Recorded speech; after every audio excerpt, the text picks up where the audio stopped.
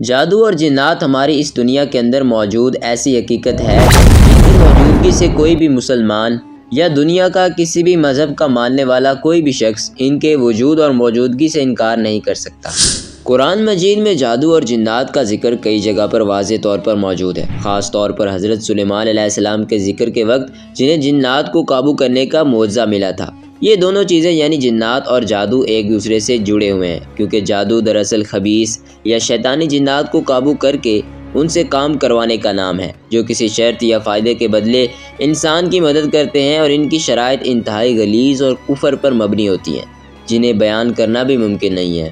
یعنی مثال کے طور پر ایسے کام جن سے انسان کی مخلوق کے طور پر تذلیل ہو اور جنات کو ایک برتر مخلوق ثابت کیا جا سکے۔ ان میں سے چند کام سورج، چاند اور ستاروں وغیرہ کو خدا بنا کر سجدہ کروانا، اور محرم و نامحرم عورتوں سے زنا کرنا، حرام کھانا، غسل اور نہانا چھوڑ دینا، خون اور پیشاب سے نعوذ باللہ قرآن مجید کو لکھنا، گندگی کھانا، اور جتنا زیادہ جادوگر یہ کام کرے گا یہ شیطانی جنات اس کی اتنی زیادہ ہی مدد کریں گے۔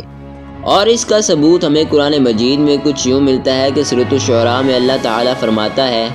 کیا میں تمہیں بتاؤں کہ شیطان کس پر اتراتے ہیں؟ وہ ہر ایک جھوٹے اور گناہ گار پر اتراتے ہیں، اور انہیں سنی سنائی باتیں سناتے ہیں، اور ان میں سے اکثر جھوٹے ہیں۔ یاد رہے کہ یہ بری مدد سب جنات نہیں کرتے، کیونکہ ان میں بھی نیک اور بد جنات ہوتے ہیں، جن کا ذکر سورۃ الجن کے اندر موجود ہے کہ ان کے اندر اچھے جنات یعنی نیک جنات بھی ہوتے ہیں اور برے جنات بھی ہوتے ہیں۔ جادو کا لفظ اردو زبان میں استعمال ہوتا ہے، کیونکہ عربی زبان کے اندر اس کے لیے سحر کا لفظ استعمال ہوتا ہے، جس کا معنی ہے حقیقت کو پھیر دینا یا دھوکہ دینا۔ سحر یا جادو نظروں کا دھوکہ ہوتا ہے، کیونکہ حقیقت کے اندر کچھ بھی نہیں بدلتا، جبکہ اس کے الٹ معجزے میں حقیقت کو بالکل بدل دیا جاتا ہے۔ جادو میں تویز گنڈوں اور مخصوص کفریہ کلمات پڑھ کر ایک ایسا عمل کیا جاتا ہے جس کی وجہ سے کسی شخص کا جسم، دل اور دماغ اسے چھوئے بغیر متاثر ہو جاتے ہیں، جس کی وجہ سے کوئی بھی شخص بیمار ہو سکتا ہے، نامرد بن سکتا ہے، میاں بیوی کے اندر جدائی بھی ڈلوائی جا سکتی ہے اور نفرت بھی، اور یہاں تک کہ اس کا قتل بھی ممکن ہے، کیونکہ ڈائریکٹلی شیطان آپ کو نقصان نہیں پہنچا سکتا، بلکہ آپ کے دماغ کے اندر سوسائیڈل تھاٹس یا ناامیدی پیدا کر کے آپ کو آپ کے قتل پر اکساتے ہیں۔ صحیح احادیث میں بھی آتا ہے کہ خود رسول پاک صلی اللہ علیہ وآلہ وسلم پر بھی جادو ہو گیا تھا، جو کہ ایک یہودی بصیرہ عاصم نے آپ پر کیا تھا، جس کا اثر کچھ ایسے ہوا کہ جب نبی صلی اللہ علیہ وسلم سوچتے کہ میں نے یہ کام کر لیا ہے، مگر در حقیقت آپ نے وہ کام نہیں فرمایا ہوتا تھا۔ یہاں تک کہ دو فرشتوں یعنی جبرائیل اور میکائیل نے آپ کو بتایا کہ لبید بن عاصم نے کنگھی اور سر کے بالوں پر جادو کر کے انہیں کنویں میں رکھا ہوا تھا،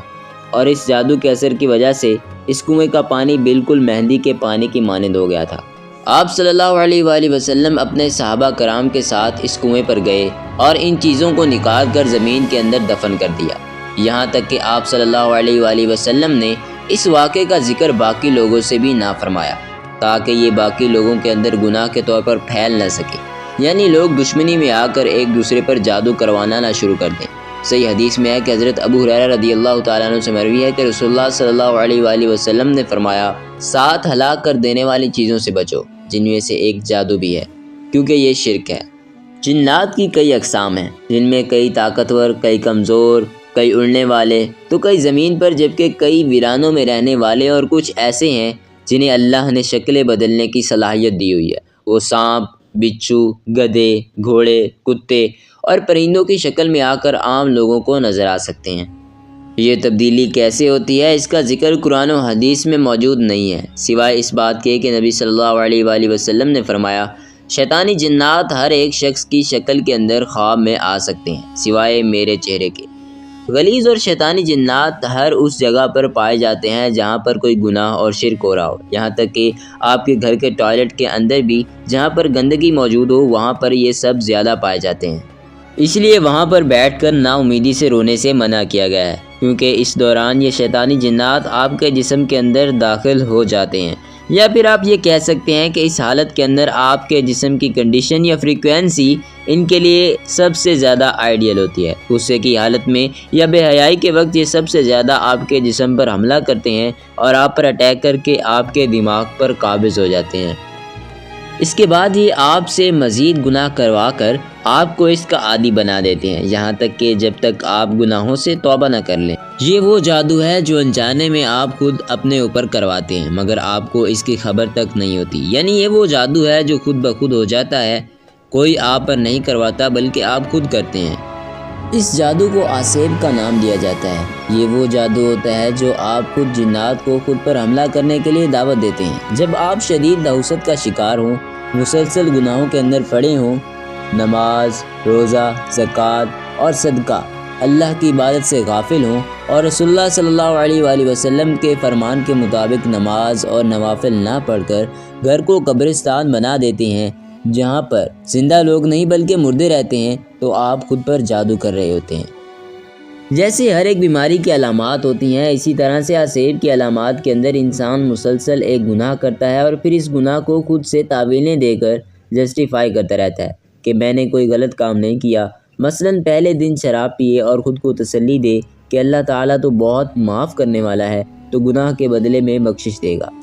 آج کل تو سبھی پیتے ہیں، میں نے یہ گناہ کر لیا تو کون سا بڑا کام کیا۔ بالکل اسی طرح سے قتل، بے حیائی، یہ سب وہ کام ہے جن کے اندر آپ جنات کو دعوت دے کر خود کو آسیب کا شکار کرتے ہیں۔ اس ٹائم میں ایک جن مسلسل آپ کے ذہن پر مسلط ہو جاتا ہے جو کہ آپ کے ساتھ مسلسل لگا رہتا ہے اور آپ کے دماغ کی مسلسل چھیڑ چھاڑ کرتا رہتا ہے، الٹے سیدھے مشورے دے کر آپ کو مزید برے کاموں پر اکساتا رہتا ہے۔ قرآن کریم کے اندر ان جنات کو قرین کا نام دیا گیا ہے۔ جب بھی آپ کے دماغ میں کوئی نیگیٹیوٹی ابھرنے لگے تو سمجھ جائیں کہ یہ قرین آپ کو برائی پر لگا رہا ہے یا پھر آپ کے آس پاس موجود ہے، اور اگر کوئی اچھی سوچیں آپ کے اندر مسلسل پیدا ہو رہی ہوں تو سمجھ لیں کہ کوئی ملک یعنی کوئی فرشتہ آپ کے پاس موجود ہے، اور آپ کو پتہ ہے کہ فرشتے کبھی بھی کسی ناپاک جگہ پر نہیں اترتے۔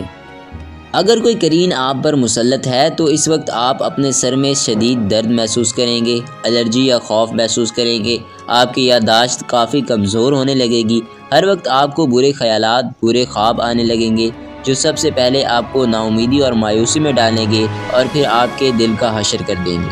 سب سے زیادہ مایوسی نجومی یا پامست آپ کے دلوں کے اندر ڈالتے ہیں۔ اگر آپ کا ہاتھ لے کر وہ نجومی شیطان کی مدد سے کچھ پیشن گوئی کرتے ہیں تو اسی غم یا تکلیف کا سن کر ہی آپ کی باقی زندگی مایوسی اور نا امیدی میں گزر جاتی ہے اور آپ اس دنیا کو چھوڑ کر چلے جاتے ہیں۔ ان پیشن گوئیوں کو سن کر آپ اپنی باقی زندگی جی ہی نہیں پائیں گے۔ اسی لیے اللہ کے رسول صلی اللہ علیہ وآلہ وسلم نے ہاتھ دیکھنے والے یعنی نجومیوں، کائنوں اور جادوگروں کے پاس جانے سے یوں منع فرمایا کہ جو بھی شخص ان کے پاس گیا اس نے اس چیز کا انکار کیا جو مجھ محمد پر نازل ہوئی صلی اللہ علیہ وآلہ وسلم۔ اب اس آسیب سے نکلنے کا طریقہ نہایت ہی آسان ہے۔ مثلاً اللہ کا ذکر کرنا، قرآن مجید کی تلاوت کرنا، صدقہ کرنا، نمازوں کی پابندی اور اللہ تعالیٰ پر یقین، جیسا کہ اللہ تعالیٰ قرآن مجید کی سورۃ النحل میں فرماتا ہے کہ جب قرآن پڑھنے لگو تو شیطان مردود سے اللہ کی پناہ طلب کیا کرو۔ اس آسیب کا علاج کسی عامل جادوگر یا نجومی کے پاس بالکل نہیں بلکہ صرف اور صرف آپ کے پاس ہے۔ بس آپ کو ذکر اور عبادات کی پابندی کرنی ہے، تب کہیں جا کر یہ جنات مشکل سے آپ کا پیچھا چھوڑیں گے، کیونکہ اس میں کافی وقت لگ سکتا ہے، لیکن اس کے بعد کوئی بھی آسیب، جادو یا نظر بد آپ پر کبھی بھی اثر انداز نہیں ہو سکتی۔ یہ اللہ کا وعدہ ہے جو کہ سب سے زیادہ طاقتور اور قادر ہے۔ اس سلسلے میں سب سے بہترین دعا سورۃ المؤمنین کے اندر موجود ہے، جس کا ترجمہ ہے: اے اللہ، میں شیطان کے وسوسوں سے تیری پناہ چاہتا ہوں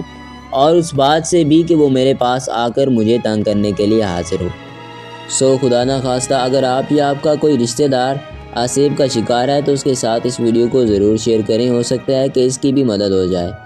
آخر میں اللہ تعالیٰ سے دعا ہے کہ ہمیں نیک اعمال کرنے کی توفیق عطا فرمائے، آمین۔